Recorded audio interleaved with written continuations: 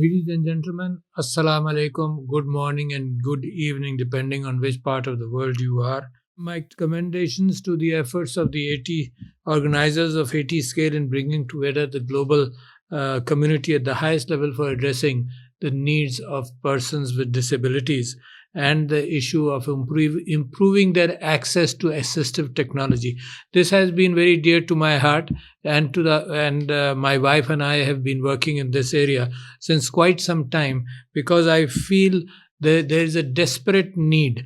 Pakistan has been in the forefront of trying to bring this issue to the attention of the world. Of course, the world also sees, but things, when they are brought on paper, some resolutions are passed, some commitments are made, only then things progress. We have signed the Convention on the Rights of People with Disabilities about 15 years ago, and Pakistan was instrumental in bringing it to the WHO agenda of the WHO Executive Board, and in 2015, and in October 2016, the Eastern Mediterranean region passed a resolution.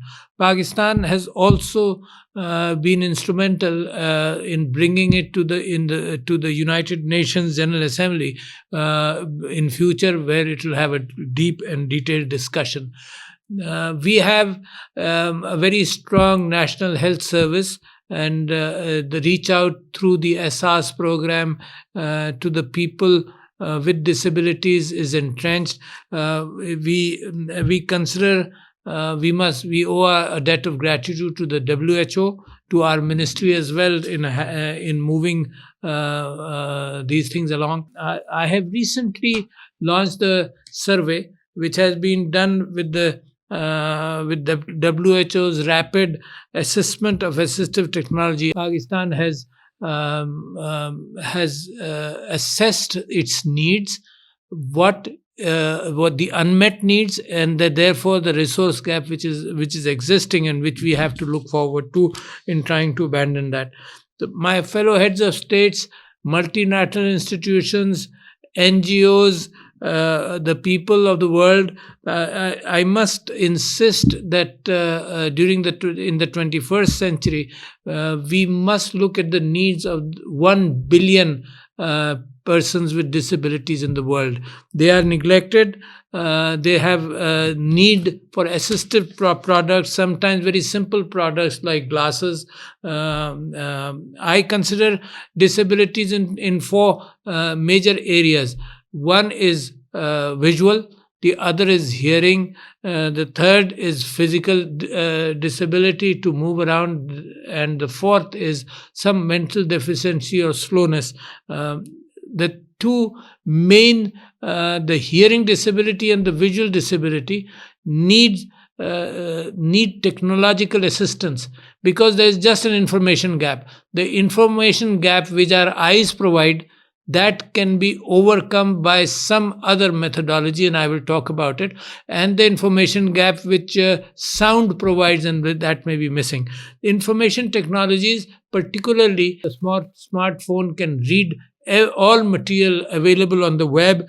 The smartphone can be a hearing aid in a different way. The smartphone can be a visual aid in a different way.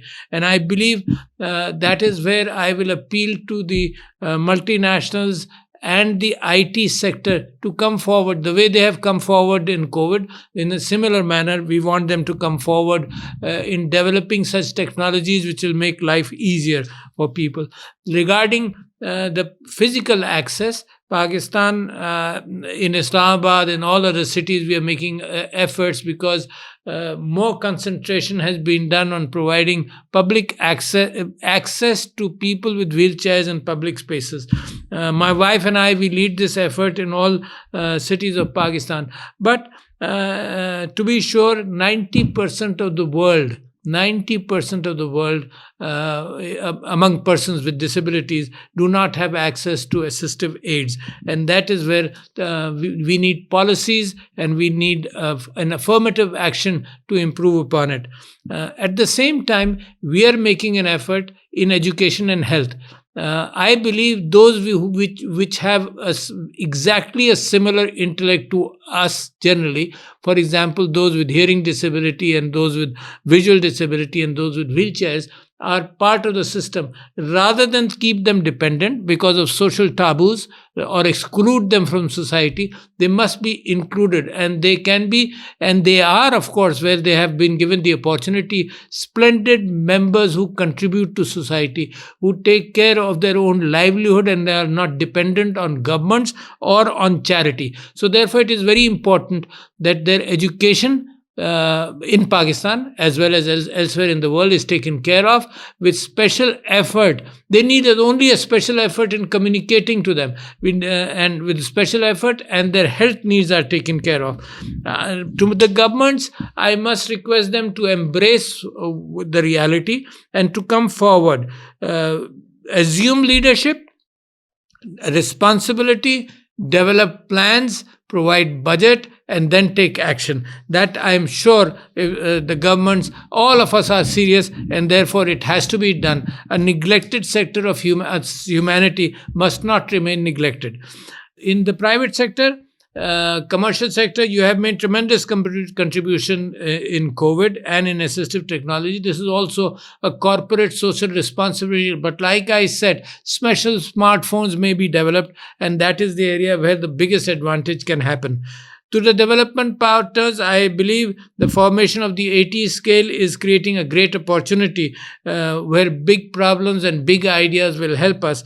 First, we understand through the 80 scale what is happening, and then we try and fulfill those needs. We must remember the SDG Goal 17 and all the partnership or Article 32 of the Convention on International Cooperation. To the academia, I believe your persistence regarding research and what needs to be done, and to society, that these people should not be segregated. I am sure society must be inclusive, education must be inclusive, and health must be inclusive. In Pakistan, we are making tremendous efforts in this direction, and I believe as we come together as an international community, we should be able to resolve these problems in the next few years. Thank you, ladies and gentlemen. Wish you all good luck.